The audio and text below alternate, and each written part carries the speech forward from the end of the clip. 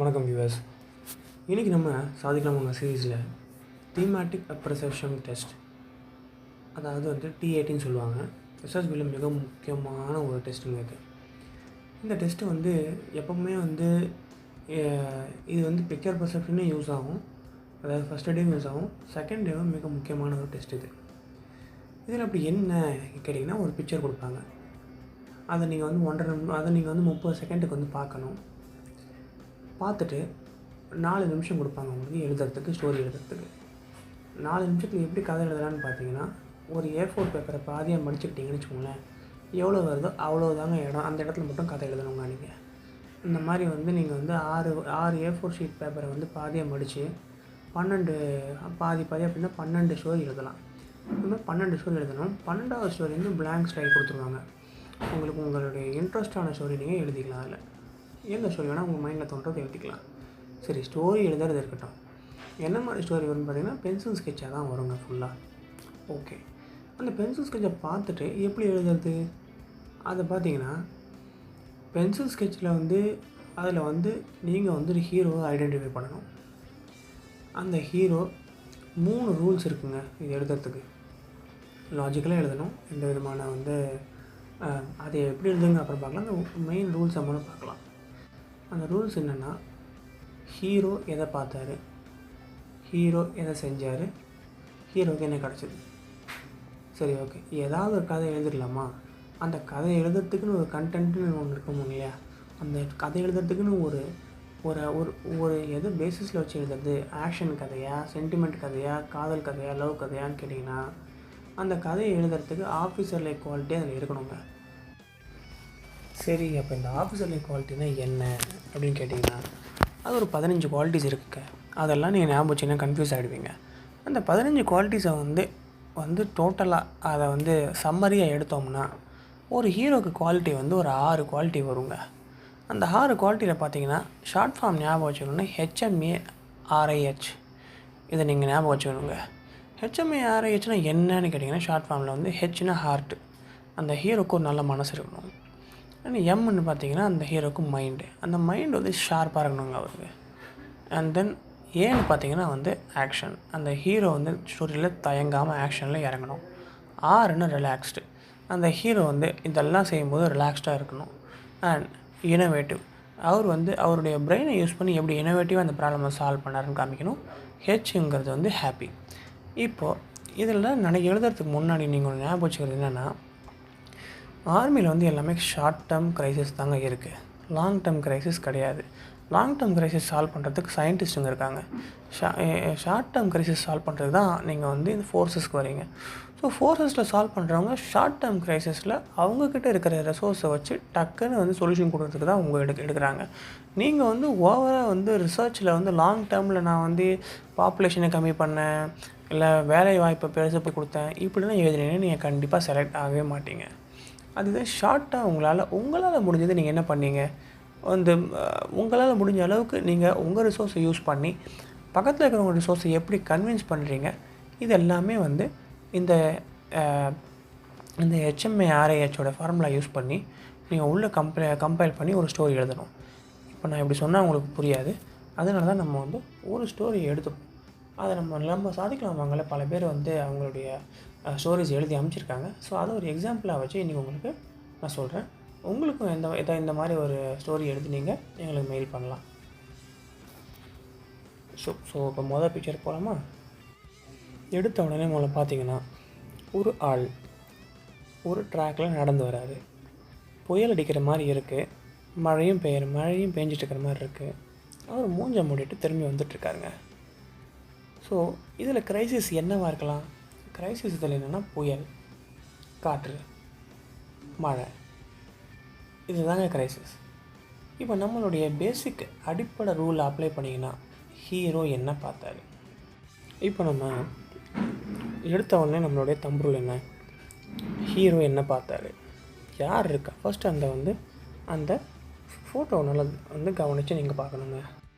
இந்த ஸ்டோரிக்கு first time ஒருத்தரை வந்து கொடுத்து இந்த ஸ்டோரியை கொடுத்து எழுத சொல்லும்போது அவர் எப்படி எழுதியிருக்காருங்கிறத பார்க்கலாம். அதை நீங்கள் பார்த்து அதை ஒரு அனாலிசிஸ், அதுலேருந்து ஒரு அனாலிசிஸ் நம்ம இப்போ எடுக்கலாம். Harish is a second year college student. ஏன் இதுனா ஒரு செகண்ட் இயர் காலேஜ் ஸ்டூடெண்ட் இது எழுதுறாரு in SRM University.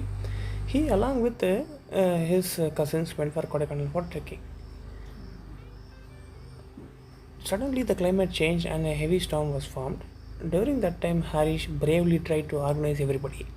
He insisted them not to be afraid and took them to their destination.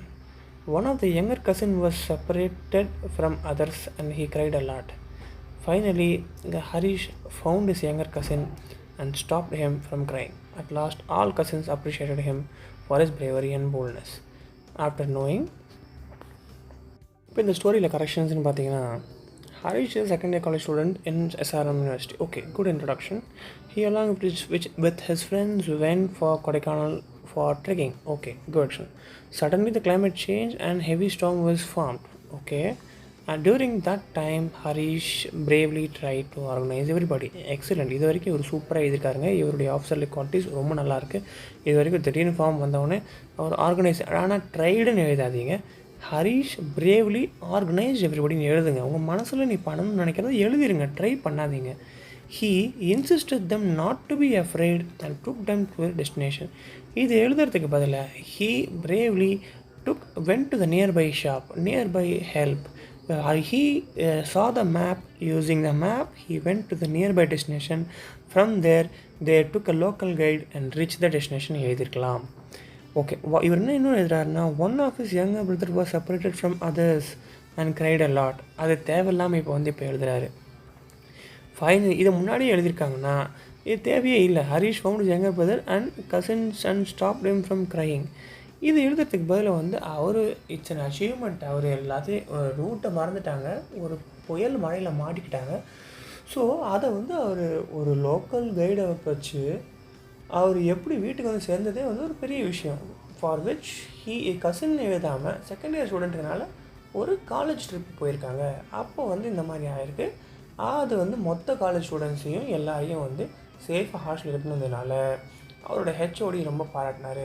HOD பாராட்டுறது மட்டும் இல்லாமல் பெஸ்ட் ஸ்டூடெண்ட் அவார்டு அந்த வருஷம் அவருக்கு கொடுத்தாரு அப்படின்னு முடிக்கணுங்க இந்த ஸ்டோரியை.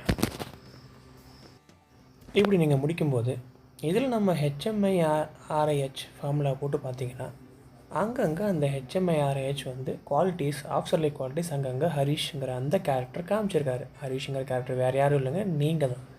நீங்கள் ஒரு 12th முடித்த பையன் NDA அட்டன் பண்ணுறதா இருக்கட்டும், இல்லை காலேஜ் BSc முடிச்சுட்டு அட்டன் பண்ணுறதா இருக்கட்டும், இல்லை இன்ஜினியரிங் முடிச்சு அட்டன் பண்ணுறதா இருக்கட்டும், அது நீங்கள் தான். ஸோ இப்படி தாங்க ஆஃபீஸர்லி குவாலிட்டிஸ் இந்த ஸ்டோரியில் எதிர்பார்ப்பாங்க. இது ஒரு மாடல் ஸ்டோரி. உங்களுக்கு இப்போ ஒரு ஓவர்வியூ கிடச்சிருக்குன்னு நினைக்கிறேன். இப்போ இன்னொரு ஸ்டோரி பார்க்கலாம்.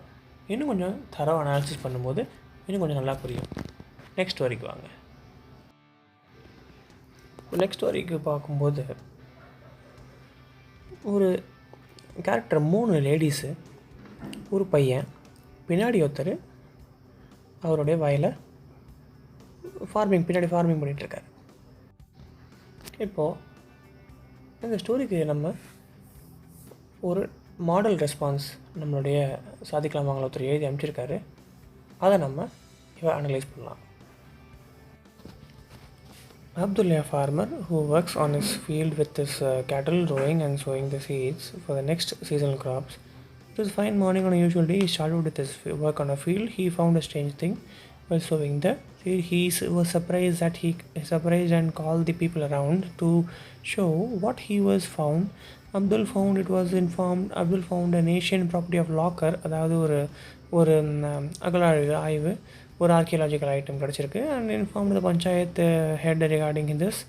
Then he handed over the property to the village archaeology department for further research work, and Abdul act of responsibility paved a way for being a man, and everyone appreciated for this act. Okay, இப்போ இந்த அனாலிசிஸை பார்க்கும்பொழுது இதில் ஆஃபீஸர்லி qualities சுத்தமாக கிடையாதுங்க. Okay, இருக்குது, ஆஃபீஸர்லி qualities இருக்குது, நேர்மை நியாயம் இருக்குது. பட் ஆர்மிக்கு எதிர்பார்த்தவாறு அந்த short term crisis solving nature இதில் இல்லை. அப்போது அந்த அப்துல் ஒரு ஃபார்மர், ஃபஸ்ட்லி ஒரு ஃபார்மராக இருக்க முடியாதுங்க. நீங்கள் ஒரு ஒரிஜினலாக ஃபார்மராக இருந்தால் எழுதுங்க. கண்டிப்பாக நீங்கள் ஒரு காலேஜ் ஸ்டூடெண்ட். ஸோ ஒரு காலேஜ் ஸ்டூடெண்ட் உங்களுடைய ஊருக்கு போய் ஃபார்மிங் பண்ணுற மாதிரி எழுதுங்க. அதான் ஒரு ரியலிஸ்டிக்காக இருக்கும். ஸோ அப்துல் அதுக்கப்புறம் அதை கொஞ்சம் அனலைஸ் பண்ணும்போது பார்த்தீங்கன்னா, உங்களோட வயலில் ஒர்க் பண்ணுவீங்க, அதெல்லாம் ஓகே. பட் வயல் அது ஒரு ஏன்ஷியன்ட் ப்ராப்பர்ட்டி ஆஃப் லாக்கர் கிடைக்குது, அதை பஞ்சாயத்தில் போடுறது, இதெல்லாம் க்ரைசிஸாக எழுதாதீங்க. அந்த பிக்சரில் பார்த்தீங்கன்னா, கவனமாக பார்த்தீங்கன்னா உங்களுக்கு தெரியும், இதை வந்து ஏதாவது ஒரு இமீடியட் க்ரைசிஸ் மாதிரி. ஃபார் எக்ஸாம்பிள், தண்ணி க்ரைசிஸ் எப்பயுமே இருக்குது. ஸோ இமீடியட்டாக நம்மளுடைய சாதாரண சின்ன ஐடியா யூஸ் பண்ணி நம்ம எப்படி அந்த தண்ணி க்ரைசிஸை போக்கணும். ஃபார் எக்ஸாம்பிள், தண்ணி இருக்குது, அந்த தண்ணி இருக்குது, இமீடியட்டாக ஒரு ஒரு இன்ஜினியரிங் ஸ்டூடெண்ட்டாக இருந்தீங்கன்னா ஒரு ப்ரோட்டோடைப், ஒரு சோலார் ப்ரோட்டோடைப் பண்ணி அவருக்கு ஒரு டிராக்டரில் ஃபிட் பண்ணி இமீடியட்டாக டிராக்டரில் ஃபிட் பண்ணி கொடுத்தீங்க. பைசா வந்து உங்கள் ஃப்ரெண்ட்ஸுங்க எல்லாரையும் ஆர்கனைஸ் பண்ணி ஒரு ஃபண்ட் ரைசிங் ஈவெண்ட் மாதிரி பண்ணி ஒரு பைசா ரெடி பண்ணி ஒரு ப்ரோட்டோடைப் சோலார் டிராக்டர் ரெடி பண்ணி கொடுத்தீங்க. அந்த சோலார் டிராக்டர் சக்ஸஸ் ஆனதுனால மொத்த வில்லேஜுக்குமே நீங்களே அதோடைய ப்ரோட்டோடைப் பண்ணி கொடுத்துட்டீங்க. இது கொஞ்சம் லாங் டேர்மாக தான் இருக்குங்க. பட் நீங்கள் இமீடியட்டாக உங்களுடைய வயலில் அதை நீங்கள் அட்ரஸ் பண்ணிட்டீங்க. இதை வந்து மஹிந்திரா கம்பெனி பார்த்து உங்களை டைரெக்டாக அசிஸ்டன்ட் மேனேஜர் போஸ்ட்டுக்கு உள்ளே ரெக்ரூட் பண்ணாங்க. இப்படின்னு நீங்கள் ஸ்டோரி எழுதி முடிக்கணுங்க. இதுதான் ஐடியல் ஸ்டோரி. இப்போ நீங்கள் இந்த வீடியோவை பாஸ் பண்ணிவிட்டு இந்த ஃபோட்டோவை ஒரு 30 செகண்டுக்கு பாருங்கள். நம்ம ஏற்கனவே 2 ஸ்டோரி டிஸ்கஸ் பண்ணியிருக்கோம். அந்த 2 ஸ்டோரியை டிஸ்கஸ் பண்ணவாறு உங்களுடைய பேக்ரவுண்டுக்கு ஏற்ற மாதிரி உங்களை நீங்கள் ஒரு ஹீரோவாக நினச்சி சொன்ன ஹெச்ஆர்ஐ நம்மளுடைய ஹெச்எம்ஏஆர்ஐஹெச்சோடைய அந்த ஃபார்முலாவை யூஸ் பண்ணி ஹீரோ என்ன பார்த்தாரு, என்ன பண்ணார், என்ன கிடச்சிதுன்ட்டு இப்போது ஒரு ஸ்டோரி எழுதுங்க. அதுக்கப்புறமா இந்த வீடியோ பாஸை ரிலீஸ் பண்ணிவிட்டு நான் சொன்ன ஸ்டோரியை இப்போ நான் சொல்ல போகிற ஸ்டோரியை கேளுங்க. ஒரு பையன் இருக்கார். So Ram was a final year student. He was a BSc student in Anna University. He failed to because of his problem in his house, financial crisis in his house. He was unable to pay his final year fees. He quickly approached the nearest SBI bank manager. He showed all his mark sheets.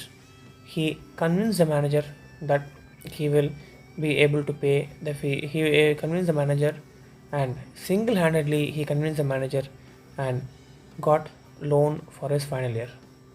He not only got loan for his final year, but also he convinced the HOD to get funding for his project. Through this act, he emerged as the first. He emerged as a college first, not only college first, he emerged as a university first student and passed with distinction, due to which he was directly employed in Mahindra or Google or Infosys. மனசுக்கு பிடிச்சதை நீங்கள் எழுதிடுங்க. இப்போ நீங்கள் எழுதிருப்பீங்கன்னு நினைக்கிறேன். அடுத்த ஸ்டோரிக்கும் அதே மாதிரி 30 second இந்த வீடியோவை பாஸ் பண்ணுங்கள். 30 செகண்ட் எடுத்துக்கோங்க உங்கள் ஸ்டோரி எழுதுறதுக்கு. ஸ்டோரி எழுதி முடிச்சதுக்கப்புறமா 4 நிமிஷத்துக்கு அப்புறமா இந்த பாஸை ரிலீஸ் பண்ணிவிட்டு நான் என்ன சொல்லியிருக்கேங்கிற இந்த ஸ்டோரிக்கு மாடல் ஸ்டோரியை உங்கள் ஸ்டோரியை கம்பேர் பண்ணிக்கோங்க. Vineet was working in Infosys. While he was working in Infosys, he was taking classes. He was also taking tuition for young and poor children in his locality. One fine day, Rahul, who was his tuition student, didn't come up for tuition. So right from work, he went to see him. It was found that Rahul's mother was ill, and he was not having adequate money to buy medicines for her mother. So immediately Vineet took out 2,000 rupees from his pocket, gave it to Rahul, told to take care of his mother and basic precautions, and gave money to purchase basic medicine and take care of her, and also assured that to take care of, and if in case of any other further assistance, he told Rahul to come and meet him. Through this act, Rahul not only gained confidence, but his mother recovered well, and Rahul excelled well in his 12th exam by becoming state first, by securing state first rank. இப்போ பார்த்தீங்கன்னா இதில் பார்த்தீங்கன்னா நீங்கள் தாங்க வினீத். நீங்கள் எந்த விதமான இதில் க்ரைசிஸ் என்னென்னா வந்து ராகுலுங்கிற அந்த பையனுடைய அம்மாவுக்கு உடம்பு சரியில்லை. ஏன் உடம்பு சரியில்லைங்கிற ஒரு டாபிக் கொண்டு போனால் ராகுல் வந்து கொஞ்சம் மூஞ்சில் கையை வச்சுட்டு வாழ்ந்துட்டுருக்கான். இதில் பேசிக் ரூலில் பார்த்தீங்கன்னா பிக்சரில் ஏற்கனவே நெகட்டிவிட்டி இருந்ததுன்னா அந்த நெகட்டிவிட்டி அந்த லெவல்லே எடுத்துகிட்டு போங்க. ஒரு பாசிட்டிவ் பிக்சரை நெகட்டிவ் பிக்சராக மாற்றாதீங்க. ஒரு பிக்சரில் நெகட்டிவிட்டி இருந்ததுன்னா அதையும் பாசிட்டிவாக மாற்றாதீங்க. நெகட்டிவாகவே இருக்கட்டும். அந்த நெகட்டிவ்லேருந்து கொண்டு போய் ஒரு நல்ல ஒரு நிலைமையில் கொண்டு போய் விட்டுருங்க. நெகட்டிவிட்டி இருக்குது, ரத்தம் இருக்குது, கத்தி இருக்குது, அது எல்லாத்தையும் இருக்குதுன்னா கண்டிப்பாக அதை பார்க்கலாம். நீங்கள் பார்த்துட்டு அதை பாசிட்டிவாக மாற்றி எடுத்துகிட்டு போகணும். ஸோ இந்த இடத்துல வந்து ராகுலுக்கு எப்படி வினீத் ஹெல்ப் பண்ணால் அந்த வினீத் தாங்க நீங்கள். ஸோ அந்த க்ரைசிஸில் எப்படி ஷார்ட் டேர்ம் க்ரைசிஸ் நம்ம அதே ஒரு ஃபீவர்னால் சாதா ஃபீவராக வைக்கணும். இஷ்டத்துக்கு நீங்கள் கேன்சர் டியூபி இதுன்னு கொண்டு போனீங்கன்னா வந்து இருக்கிற நெகட்டிவிட்டியை விட அதிகம் ஆட் பண்ணுற மாதிரி ஆகிடும். அதை நீங்கள் பண்ணக்கூடாது. இப்போ அடுத்த ஸ்டோரிக்கு போகலாங்க. பிக்சரை கவனமாக பாருங்கள். கவனமாக பார்த்துட்டு உங்களுடைய வீடியோவை பாஸ் பண்ணிவிடுங்க. ஏன்னா நான் இப்போ ஸ்டோரிக்கு சொல்யூஷன் சொல்ல போகிறேன்.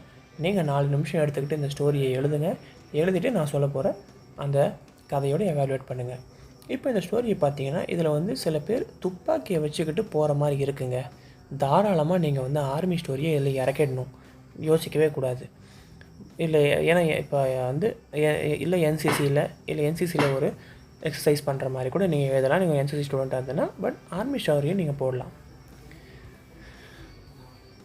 Manoj was a young lieutenant commissioned in Madras Regiment. In his Madras Regiment, initial days he was given the responsibility for patrolling along the line of control.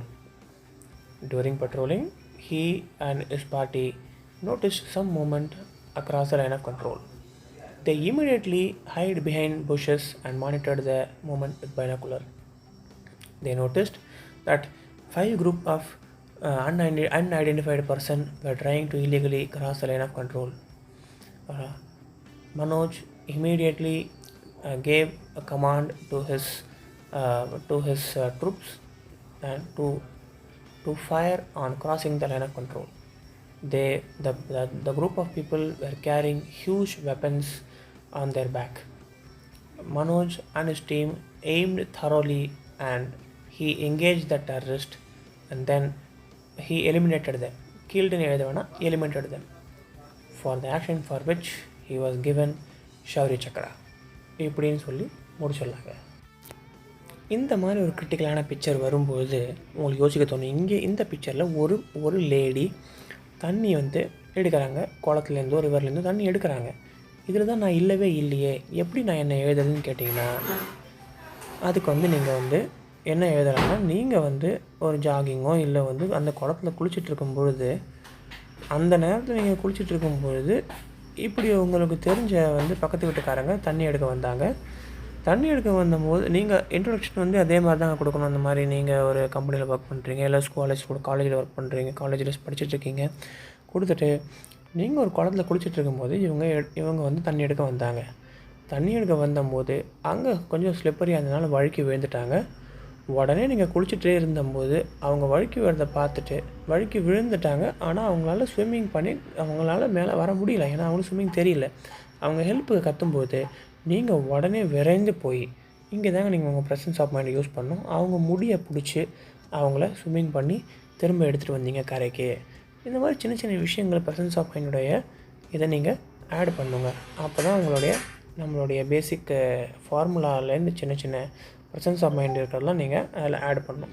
எடுத்துனது மட்டும் இல்லாமல் நடு ரோட்டில் வந்து வரப்போகிற வண்டியை நிறுத்தி நீங்கள் வந்து அவங்கள வந்து எடுத்துகிட்டு போய் ஹாஸ்பிட்டல் எடுத்துகிட்டு போய்ட்டு ஃபஸ்ட் எய்ட் கொடுத்தீங்க. இதனால் என்ன கிடச்சிதுன்னு கேட்டிங்கன்னா உங்களுடைய ஆக்ட் வந்து டிஸ்ட்ரிக்ட் கலெக்டர் ரெக்கமெண்ட் பண்ணி ஸ்டேட்டில் பிரேவரி அவார்டு உங்களுக்கு கொடுத்தாங்க. முடிச்சிடலாம். இப்போது எந்த டிப்பிக்கல் ஃபோட்டோவிலையும் நீங்கள் வீடியோ பாஸ் பண்ணிவிட்டு உங்கள் ஸ்டோரி எழுதலாங்க 4 நிமிஷத்துக்கு. இப்போது இந்த ஸ்டோரி அனாலிசிஸ் பார்த்தீங்கன்னா ஒரு ஆள் இருக்கார், ஒரு ஆள் கை நீட்டிகிட்ருக்காரு. இது நீங்கள் 2 விதமாக பார்க்கலாம். நெகட்டிவாக பார்க்கணுன்னு நினச்சிங்கன்னா வந்து அவர் வந்து ஒரு பெரிய மனுஷன் வந்து இவர் வந்து திட்டுருக்கிறோன்னு நினைக்கலாம். இவர் கூலாக பாக்கெட்டில் கை விட்டு கையில் பாக்கெட்டில் கை விட்டு நின்றுட்டுருக்காரு. பாசிட்டிவாக பார்த்தீங்கன்னா வந்து அவர் வந்து கை கொடுக்கறதுக்காக கை நீட்டுறாருன்னு நினச்சிக்கலாம். ஸோ எதுக்காக கை கொடுத்துருப்பாரு? இதில் யார் ஹீரோன்னு பார்த்தீங்கன்னா பாக்கெட்டில் கை விட்டுட்டுருக்கிறது தாங்க நீங்கள். அவருக்கு என்ன க்ரைசிஸ்னால், கொரோனா நேரத்தில் இவர் வந்து ஒரு இப்போ தான் புதுசாக வேலைக்கு சேர்ந்துருக்கிறவர் ஒருத்தர், ஒரு வினீத்தை வந்து இல்லைன்னா வந்து John is a newly joined as a junior joined executive engineer இல்லைனா newly joined employee in in Mahindra & Mahindra. During Corona, there was a problem in in managing the production because of the COVID restriction. But he cleverly used he in along with his team, they used work from home as an important way to boost their productivity, and they carried out to work from home and they gave productivity to their company.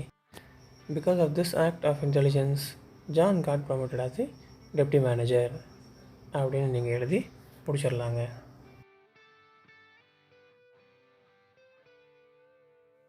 அதே மாதிரி இந்த ஸ்டோரியில் நீங்கள் கேட்கலாம், இந்த ஸ்டோரியில் வந்து 2 சின்ன பசங்க இருக்காங்க. ஒருத்தர் வேட்டி பனியன் போட்டுட்ருக்காரு, தோட்டக்காரர் மாதிரி. பின்னாடி வந்து செவுரு உடஞ்சிருக்கு, மாங்காய் மாதிரி இருக்குது, ஒருத்தன் கையில் மாங்காய் இருக்குங்க.